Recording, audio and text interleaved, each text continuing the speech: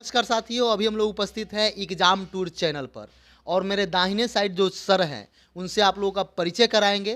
परिचय के लिए तो ये मुहताज नहीं है, सब कोई जानता है। जो भी यदि कॉम्पिटिटिव एग्जाम की तैयारी करते हैं, यूपीएससी बीपीएससी की तैयारी करते हैं या किसी भी एग्जाम में यदि इंटरव्यू है, इंटरव्यू देना चाहते हैं या देते हैं तो सर से परिचय जरूर उनका हुआ होगा और सर के बारे में सर ही से सुनेंगे। सर, अपने बारे में कुछ बताया जाए।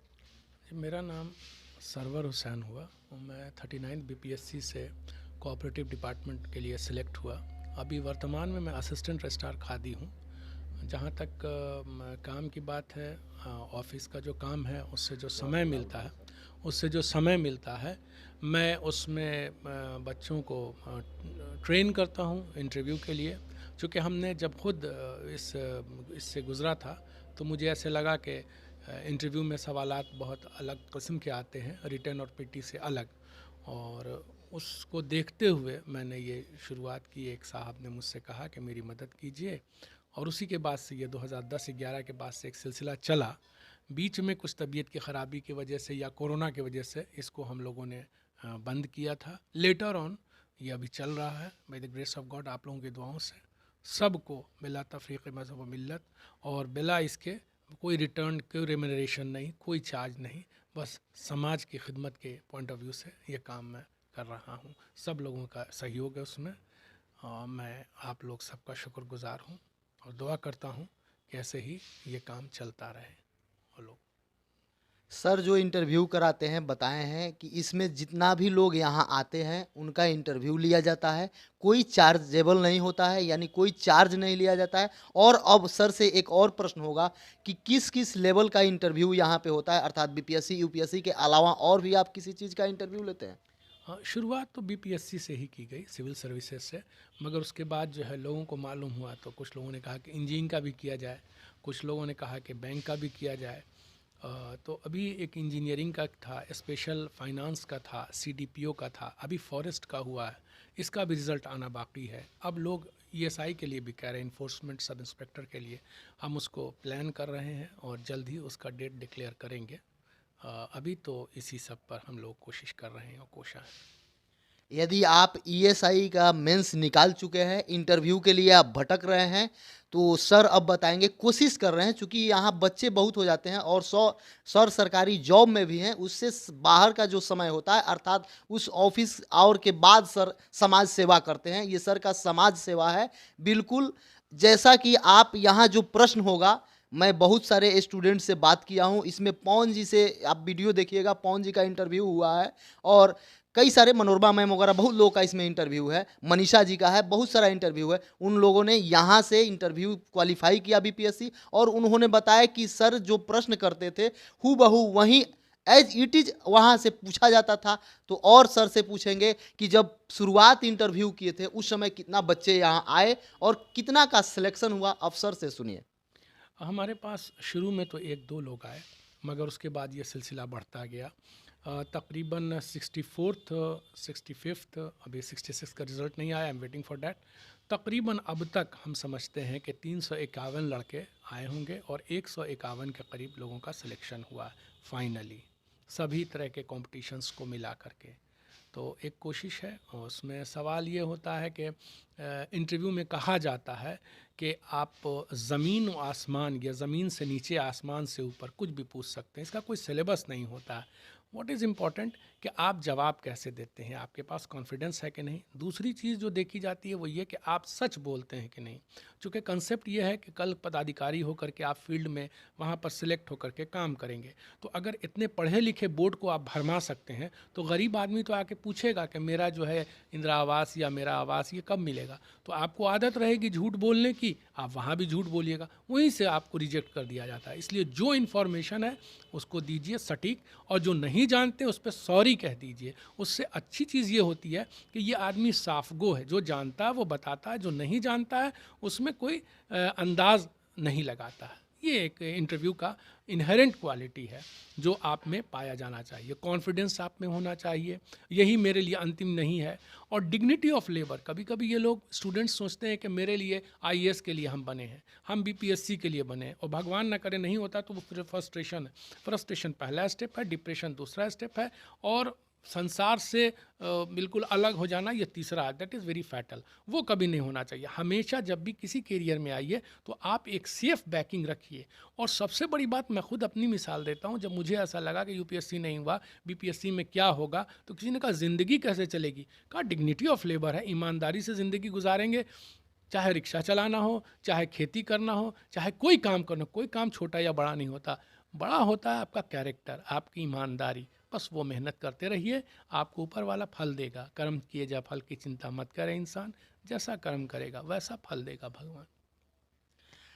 वीडियो में अंत तक आप जरूर बने रहें, चूंकि अभी स्थान सर बताएंगे कहाँ पे ये इंटरव्यू चलता है, और सर अपना नाम अभी तक नहीं बताए हैं, नाम भी आपसे शेयर करेंगे। सब कुछ अभी बाकी है, आप इसलिए अंत तक बने रहें। आप किसी भी कॉम्पिटिटिव एग्जाम की तैयारी करते हैं, यानी जीरो से लेकर यूपीएससी तक, यदि उसमें इंटरव्यू है तो शायद यहाँ आप आइएगा तो 100% आपका सिलेक्शन होगा। ये जो मैं खाका यहाँ का देखा, सबसे अलग व्यवस्था है, हर इंस्टीट्यूट से अलग व्यवस्था है। शायद यूट्यूब पर ऐसा वीडियो आपको कहीं नहीं मिला होगा। किसी का प्रमोशन लोग करते हैं, लेकिन यहाँ कोई प्रमोशन नहीं हो रहा है। यहाँ फ्री ऑफ कॉस्ट जानकारी दिया जाता है, और कोई भी जानकारी इस चैनल पर स्टूडेंट के हित में दिया जाता है, और किसी के लिए इसमें जानकारी नहीं दिया जाता है। इसलिए यदि आप स्टूडेंट हैं या कॉम्पिटिटिव एग्जाम की तैयारी कर रहे हैं तो आप इस चैनल को सब्सक्राइब कर लें, शेयर करें और कमेंट करें। चलिए सर, थोड़ा सा जगह बताइए, पटना में आप कहाँ लेते हैं? ये जगह जो है, ये साइंस कॉलेज के सामने एक मदरसा है, उसके पीछे बारीपत है। साइंस कॉलेज अशोक राजपथ पर है, बारीपत के पास यहाँ पर एक ग्रीन मैरिज हॉल हुआ करता था, उसके सामने शाफी हाउस है। वहीं हम अपने ड्राइंग रूम में समझिए इसको एक सेंटर बनाए हुए हैं। और शाम में ऑफिस से जब आते हैं 6 से 8, 6 से 9, 6 से 10, तकरीबन यही वक्त रहता है इन लोगों के लिए एक सिलेक्शन है। हाँ, आपको करेक्ट करना चाहेंगे, आपने अभी इंटरव्यू में कहा कि जो आएंगे उनका 100% सिलेक्शन होगा। हमारी दुआ रहती है, सब लोगों की मेहनत रहती है, पर कोई ये नहीं कह सकता कि 100% सिलेक्शन होगा। इंटरव्यू में हमेशा 2:5:1 या 3:1 का सिलेक्शन होता है। इसलिए कोई ये नहीं कह सकता कि जो आएगा वो उसका 100%। ईमानदारी की बात है। मैं अतिशयोक्ति में विश्वास नहीं रखता, जो हकीकत है आप कोशिश करें, बाकी देना न देना ऊपर वाले के हाथ में है। आपकी मेहनत रहेगी ईमानदारी से। और एक और चीज़ मैं ये कहना चाहता हूँ, जो मैंने शुरू में भी कहा था, कि मोरालिटी इज़ वेरी इंपॉर्टेंट। हमारे यहाँ मोरल साइंस का होना बहुत लाजमी है। अभी जो हम लोग जिस सिचुएशन से गुज़र रहे हैं, उसमें यह है कि हमको ये लगता ही नहीं है कि क्या आप तसव्वुर कर सकते हैं कि आप अपना ड्राइंग रूम लूट करके अपना बेडरूम सजा सकिए? नहीं। तो ये बात बच्चों को मैं बताता हूँ कि जैसे आप ड्राइंग रूम लूट करके अपना बेडरूम नहीं सजा सकते, वैसे ही आप देश जो है आपका ड्राइंग रूम है और घर आपका बेडरूम है। देश लूट के आप अपना घर नहीं बना सकते। इसको हमेशा याद रखिएगा और सेवा भाव से रहिए। You are not the ruler of the society, you are the servant of the society. Government servant कहलाते हैं। आप देखिए, हमारे यहाँ माननीय मुख्यमंत्री जी कहते हैं कि जनता के दरबार में मुख्यमंत्री। ये है, ये लॉजिक और ये रीजनिंग के साथ आप आइए और मेहनत कीजिए। और जहाँ भी गरीब गुरबा कोई भी हो, जिसकी भी मदद आपको मौका मिले। अभी बहुत से लोग हैं सिलेक्ट हुए हैं, ब्लॉक माइनॉरिटी वेलफेयर ऑफिसर, बहुत से नए नए पोस्ट आए हैं। उन लोगों को भी block SC ST welfare officer, सब लोग को यही कह रहे हैं कि सर्विस टू द सोसाइटी रखिए, सर्विस टू द नेशन रखिए। इंशाल्लाह हम लोग अग्रणी रहेंगे वर्ल्ड में भी। सर, थोड़ा सा इस बार जितने भी लोगों का हुआ है उसमें कोई उच्च पद पर एक दो व्यक्ति गए हों, उसका थोड़ा नाम बता दीजिए उन लोगों का। एक आदमी, दो आदमी का नाम लेना तो मुनासिब नहीं होगा, मगर इतना ज़रूर मैं बताऊं कि by the grace of God इस बार जो है 64th में मैं आपको एक छोटा सा डाटा देता हूं। तकरीबन जो है वो 48वीं से 52वीं के बीच में एक दो आदमी सीनियर डिप्टी कलेक्टर हुए, एक आदमी कोऑपरेटिव डिपार्टमेंट में गए। फिर 56 से 59वीं में तकरीबन 30 लड़के यहाँ आए, उसमें 11 क्वालिफाई हुए।